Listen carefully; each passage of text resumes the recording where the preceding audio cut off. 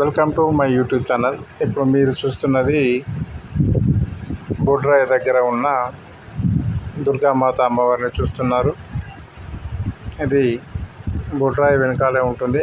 ఎందుకు అని ఇట్లా చెప్తున్నా అంటే అక్కడ పక్కనే రెండు దుర్గామాతను పెట్టడం జరిగింది కాబట్టి ఇది ఆ విషయం గురించి చెప్తున్నాను.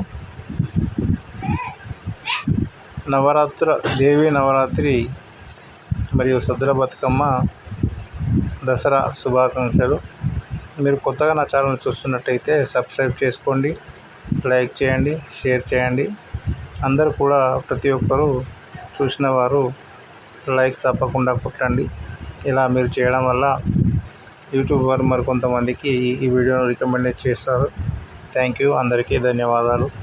Thank you.